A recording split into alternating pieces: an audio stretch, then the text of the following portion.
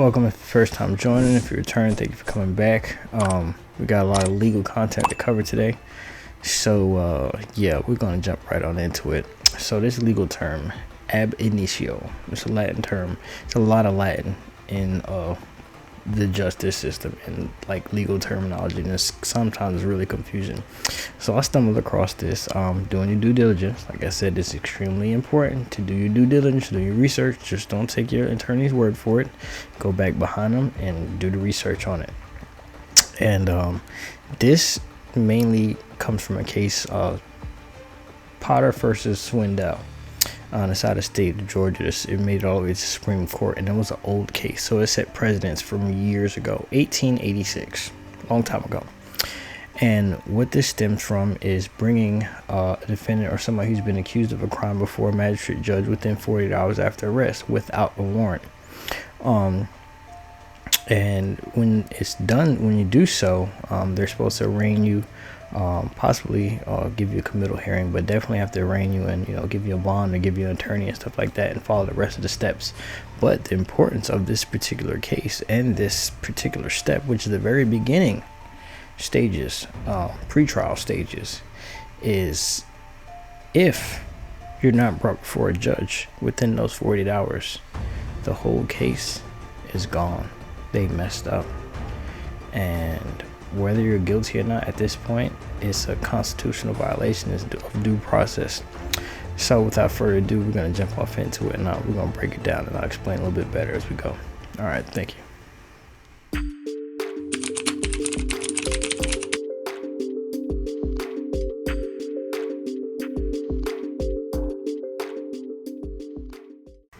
Alright, hopefully this content helps somebody that finds themselves in this particular situation. So first of all, if you're arrested for any crime, doesn't matter what it is, and it's a warrantless arrest, particularly some situations, even if there's a warrant, you're still supposed to be brought before a judge within 48 hours. But let's say, hypothetically speaking, you get arrested and there was no warrant or whatever, you've just been accused of this crime.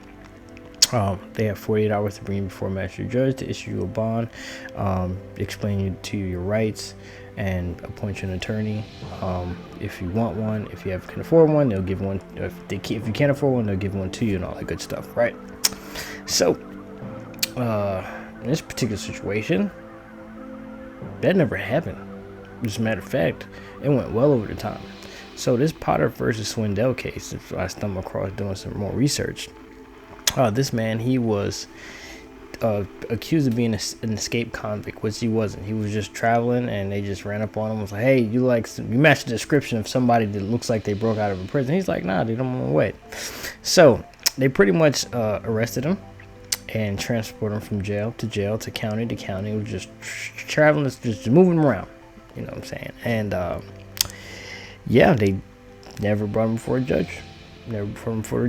And in the end, they finally realized that they had the wrong person. Then they ended up letting him go.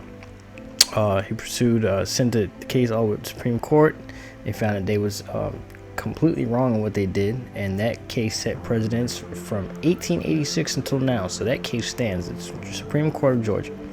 And actually, when it comes down to even in federal courts, if when it applies to federal law, if the case went to the higher courts, like the U.S. Supreme Court or the Supreme Court of each individual state, they can also use that, and it applies in that type of situation. And the man was only awarded $25 back in 1886. Now today's value, that's about $850. So either way, he still got. They just handled him, right? But the thing is, they set this law in place, or excuse me, this case set precedent. That way, things like this would happen again. Well, they did it to your boy, and they did it bad. They did it real bad.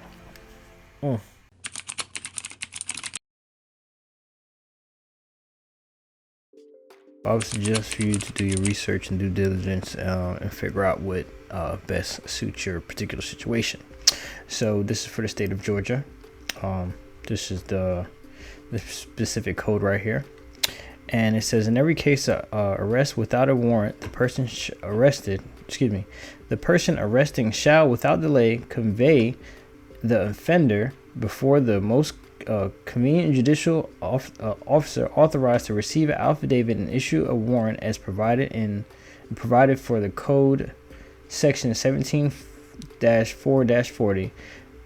This is very important right here. No such imprisonment shall be legally beyond a reasonable time allowed for this purpose. Any person who is not brought before a judicial officer within 48 hours shall be released. Within 48 hours shall be released. So that means if you're arrested of a crime without a warrant and they don't bring you before a magistrate judge within that 48 hours to give you a bond, have you arraigned, and yeah, the case is done, right? Let's go a little bit further. Let me see if I can find it. Here we go. A reasonable detention makes the entire transaction trespass.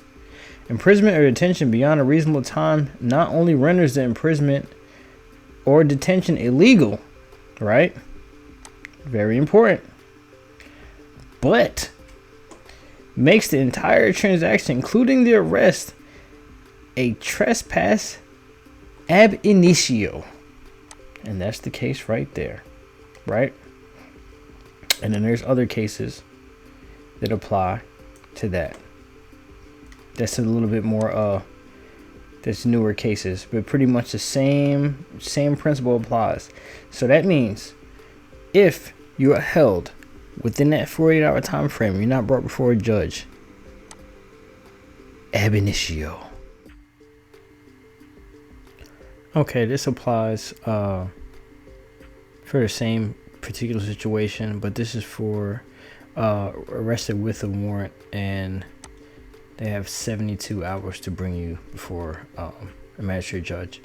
Every law enforcement officer arresting under a warrant shall exercise reasonable diligence in bringing the person arrested before a judicial officer authorized to examine and commit or receive bail, and in any event a person present the person arrested before a committing judicial officer within 72 hours after arrest. The accused shall be notified as to when and where the committal hearing will be held. A person who is not notified before the hearing of the time and the place of the committal hearing shall be released. So that is explicitly clear on that.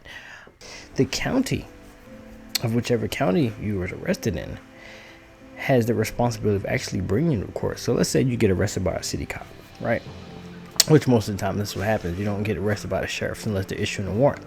So a city cop comes and arrests you, right?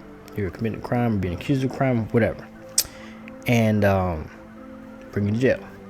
48-hour time lapses. You never get brought before a judge, right? Let's say you exercise your right to remain silent, one of your constitutional rights, and you sit there, and the time lapses for them to bring you before a judge. Not saying that you're not cooperating, you're not being disgruntled or anything, you're just not talking to anybody, right? Time lapses. They don't bring you before a judge. Right there, the case is over with. They have completely thrown their whole case out. Even if they have you caught red-handed because they violated your due process rights and not bring you before the judge within that 48 hours, it completely invalidates the case. Ab initio, from the beginning. So, and this is done on a regular basis, especially people that don't know their rights, understand these things. And that's it. I mean, that's pretty much it in a nutshell. That just kind of just kills everything. There's like no need to pursue anything further. If you could make that legal argument and show that, then there's really nothing left to talk about but filing a lawsuit. So, like I said, the county is responsible for this. The county, you have up to a year from the date of the incident to pursue legal action or legal recourse against that county for you arrested in. And then if it should have went on further, right? So let's say hypothetically speaking, in your particular situation, that you were arrested for a crime. You wasn't brought before a judge within 48 hours. Let's just say a week goes by before you have a committal hearing, right? or issued a bond or something like that, or anyway, any time after that 48 hours, right? Then you go through all the pre-trial stuff. You end up, they offer you a plea or something like that, or if you know that you wasn't wrong, you go to trial and try to fight your case, right? And then you later discover that they violated that right. That means from the very get-go, the case is ab initio. That means it trespassed on your constitutional rights. I'm not particularly sure about if you take a plea, will you waive your constitutional right to fight that? But I'm pretty sure that you can't waive constitutional rights. I'm pretty sure about that. You can look it up and do your research on it. There's some that you can waive, right? But if you can use a legal argument, there's probably cases out there on just that basis alone. Then yeah. So if you have a loved one that's been put in this type of situation, when they say, hey man, they just held me, they wouldn't, I never got a bond and this, that, and the third, or they didn't bring me before a judge within this amount of time frame. In the state of Georgia, not every state has different laws that apply. I would suggest, I was going to say find an attorney. I mean, a known person would say go find an attorney. But I say do your research, get the paperwork, make those open record requests, go to the clerk of courts, get all your transcripts, get all the docket. What a docket is, the docket has everything that happened in your case. And your initial appearance, the day from the date of arrest, the initial appearance, all the pretrial motions and stuff like that was set within the case. There's another word for it. It's not a docket. It is a minute entry. That's the word I'm looking for. The minute entry. The minute entry is each individual motion that's filed from the day of arrest, the warrant, the bail bond, everything, all the way up to the final closing of the case, or if you got put on probation, whatever. Everything that has anything to do in the case is all in your minute entries, and you'll be able to go back to that. And if you see that from the date of arrest to the date of the committal hearing is past 2 days, 48 hours, and really even also too 72 hours, like without undue delay, it has to be within that time frame. And that's in the state of Georgia. It might be different from other states. Make sure you jump on that. That from the time that this incident happened, you get on it and pursue that legal action within that time frame of a year. And in the state of Georgia, you have 1 year from the day the incident happened to pursue legal recourse for that. The beginning stages is writing an anti-litem notice. An anti-litem notice is a letter letting the adverse party, whoever you're seeking a lawsuit on, that you are suing them. In fact, these are all legal steps. So after you file your anti-litem notice, the next step would be after they respond, or after 30 days from the day, if they don't respond back to it, then you could pursue legal action with the courts. You will then draft up your complaint. Pretty much you gather up all the information and all the allegations, the things they did wrong.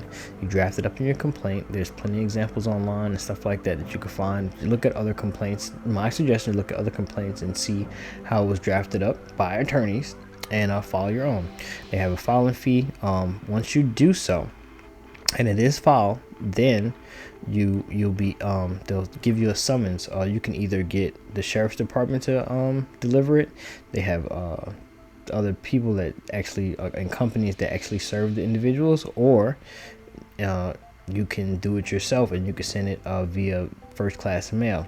They also have electronic sending your summons and complaint and stuff like that. But the thing about that is the adverse party or the defendants that you are filing this lawsuit against has to accept electronic communications. They have to, you have to send the proper documentation over to them.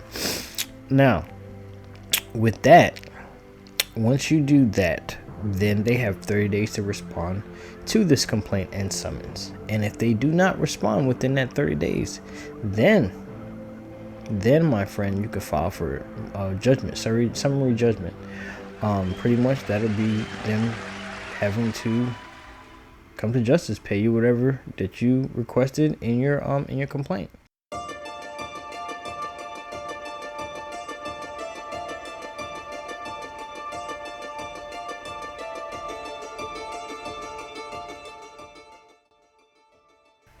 So let me put some things together for you guys, right? Those of you who've been keeping up with the channel, like I said, thank you for returning. So let's say this, right? Let's say, hypothetically speaking, Oh, it's not funny. It's just insane. Let's say we have an illegal arrest, right, by a city officer, right, was held in the county jail, wasn't brought before a magistrate judge for 48 hours, right? Then, throughout the whole pre-trial procedures and stuff, remember from ab initio, from the jump, the case was over with, right? But because of the defendant's ignorance, right, at the time, went through the proceedings. The defendant was relentless and resilient, right? Went to trial and beat it, right? So, not only was from the initial being held with over the 48-hour time limit, then the defendant beat it at trial. So that makes the city liable. That makes the county liable, right? Now, when you send out these anti-litem notices, they go off to the county and the city's insurance company. They do an investigation to determine whether the city or the county was at fault. If they deny the claim and you can prove that they was at fault, that makes the insurance company for the city and the state, or the city and the county liable. Now, if the attorney, the prosecutor, the solicitor or prosecutor over the case violated Rule 3.8, I think it's the professional code of conduct with attorneys, when they pursue a case that they know it's not supported by probable cause, or there were constitutional violations in the process of this, that makes the state liable. And if you stand off an anti-litem notice to the state and they do an investigation and they determine that there was no fault, and you can prove that there was, that is the city, that is the state, and that is the county that's held liable, right? Not only them, but also their insurance companies. Everybody's in trouble. Everybody. Now, you have all these entities that have buku money, unlimited resources and reach, right? And in the South in particular, well, actually, any judicial, it doesn't really matter where you are. They play dirty. They will get to whoever's closest to you. They will get to your friends. They will get to your family. They will get on your social media. They will do all type of illegal things. I can't even get it out because it's just so insane. Technologically wise, they do a bunch of illegal stuff with your technology. Let's say that with your phone, your internet, any type of electronic communications, your email. Your job, your employment opportunities, right? They'll get your coworkers in on it. Everything, every aspect of your life will be sabotaged. And they'll offer them insane amount of money just so they won't get put on blast. Now, with that said, let's say also that there is some real estate property that's involved, right? And the same city that you're pursuing legal recourse on also has interest in this same property. And if all this is not funny, it is it's serious. This is very serious. And this same city is all going to be exposed if this were to come to light. And it's just going to be a domino effect. Let's go even deeper. Let's say that these people, they got all these other civilians, because that's what they are, involved with this. And when the house of cards starts to fall, what do you think is going to happen? You think they want to go to jail? Nope. They're going to start telling. Everybody's going to start telling. It's going to be who's going to tell on who. Who's going to tell on who first? Who did the worst crimes? and the prosecutor, whoever handles that case, even though it's in the Corrupt County or whatever, wherever you're at, right? Whoever handles the case, they're gonna offer all kind of deals and stuff, because especially the crimes are serious, like attempted murder, multiple, right, conspiracies, all type of legal stuff, especially if you swore oath to uphold the law and you was doing all type of illegal things, like let's say releasing inmates to go do your dirty work for you, or people that have cases pending, and then making them promises, say, hey, look, if you go set this guy up, we'll dismiss your case altogether. And matter of fact, we'll offer you opportunities just like this all the time. It happens every day. Yeah. So this is very serious. I know I'm laughing through it, but I'm going through it. It's crazy, right? And I sit back sometimes and I put all this together, and the mere fact that an individual is capable, is capable and knowledgeable of this, that's a threat. That is a serious threat. See, here's the thing. I'm gonna tell you something my dad taught me a long time ago. Matter of fact, I have to do this for effect. He said, listen, you can't be running around here speaking Ebonics and talking crazy, okay? Because you might be the smartest person in the room, but if you can't articulate yourself in a manner where you can convey a message where people can understand you, you won't be heard and people will ignore you, okay?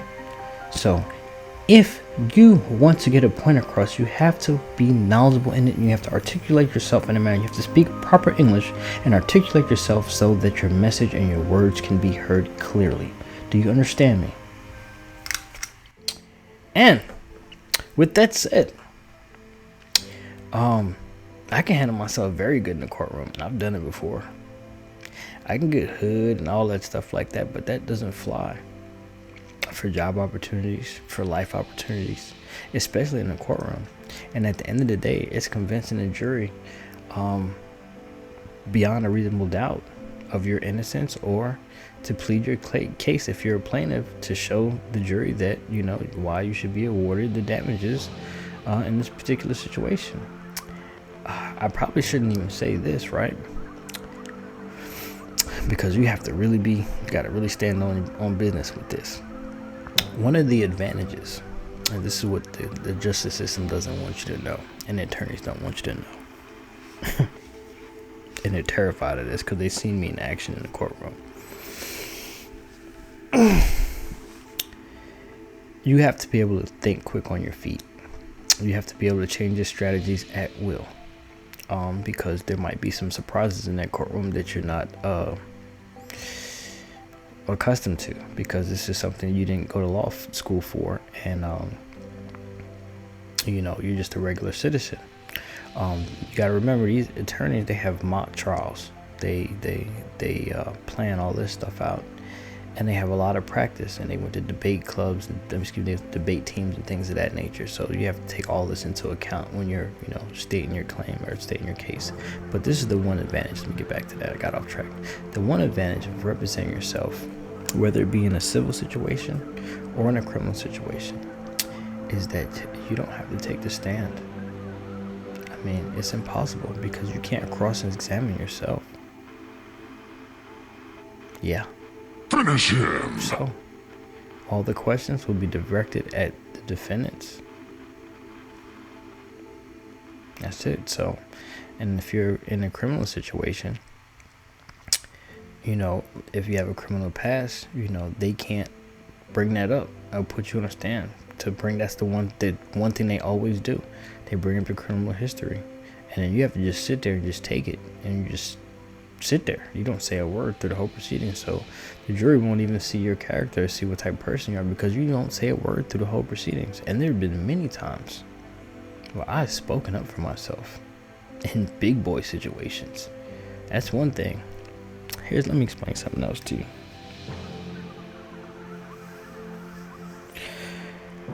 Some people have this perception, and I won't say it to my face. They call me a coward, right? Let me tell you something about a coward. Cowards have to run in packs. See, someone who's brave will go against all odds, especially if they stand on business. Cowards can't get into a courtroom when years are on the line, their life is on the line, and speak up for themselves. And I've done it many times. Here's the thing, people have been, I guess, brainwashed, especially people who are not privy, which is actually not a privilege, have not been in a situation where they've been in a court situation, have to defend themselves, and stand there and be able to, let me back up. People think that the judge is the ruler over the courtroom, which they are the referee. They are attorneys who got voted in to become judges. They make sure that both parties, right, whether you be the plaintiff or the defendant, or, you know, in that particular situation, they make sure they're playing fair. Just put it in the sports terminology, you know what I'm saying? He's the ref. They're gonna blow the whistle. You do something wrong, this and third is gonna blow the whistle. All right. And people get that conception, get it mixed up. Now, when it comes time to sentencing, of course, they make the overall decision, but they have to still abide by the laws and the guidelines set in that. And the only way for you to understand is actually do your research and not just take your attorney's word for everything. I've made that mistake before, and I've seen that my attorney didn't have my best interest in mind. Period. I'm actually saying entirely too much. With that said, right, we're adults here. If you're not an adult, you shouldn't be watching none of this. How would you feel if you was in this situation and you were 1,000% right, and all of your friends, all of your family, all your coworkers, anybody that you know and come in contact with is trying to sabotage you from accomplishing your goal of not only getting your justice, but taking your life, like permanently, like unaliving you, right? Making you out to be this monster. You need people like me so you can point your fingers and say, that's the bad guy. So, what'll that make you? Good? You're not good. You just know how to hide, how to lie. Be just everything under the sun that isn't good, and that's the first thing from the truth. Now I'm gonna be 1,000% honest with you. There are many times that I sit back and I get so upset and so depressed, and I can't say what I really want to because it's the internet, but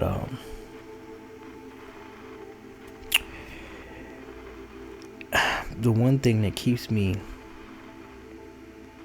level is that I'm not just doing it for myself. It's other people that's been put in a situation that didn't make it.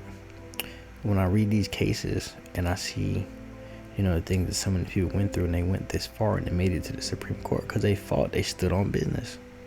Straight like that. They stood on business. They was like, I was done wrong, and no, something has to be done about this. The pain that I feel can't be put into words.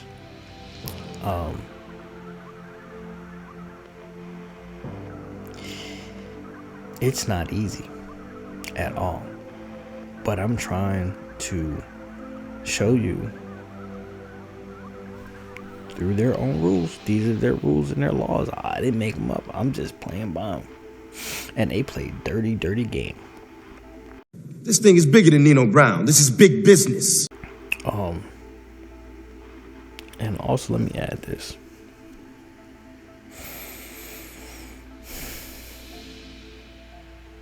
Even the people that came up against me, right? They did me dirty. They backstabbed me and double crossed me, right? I actually forgave all of y'all a long time ago because of your ignorance, and you don't know the whole story. You don't know what's going on in the background. Some of you are right there participating, and some jumped out the boat and said, "Nah, bro, this ain't right." And I appreciate you for that.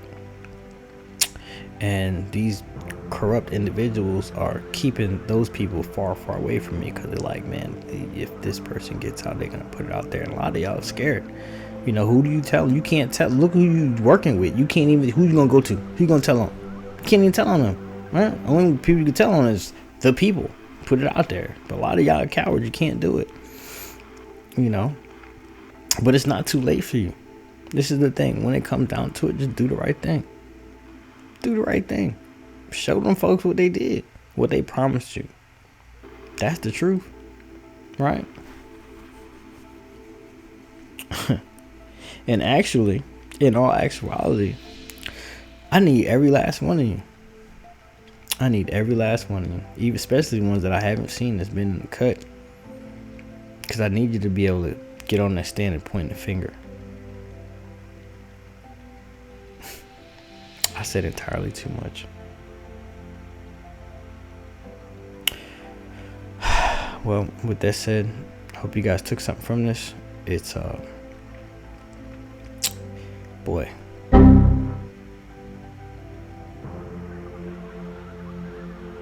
I got so much in my mind, and there's really so much that I want to put out there and I want to say, but I have to tread carefully.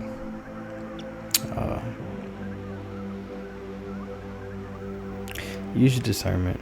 Do the research. If you check the description box below, there'll be some videos and some links. Go check them out. And heck, if you don't believe anything that I'm saying, you go do your own research. Go through it. Go through it.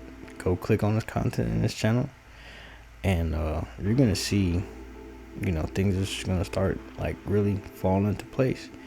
You know, there's only 24 hours in a day, and it's impossible to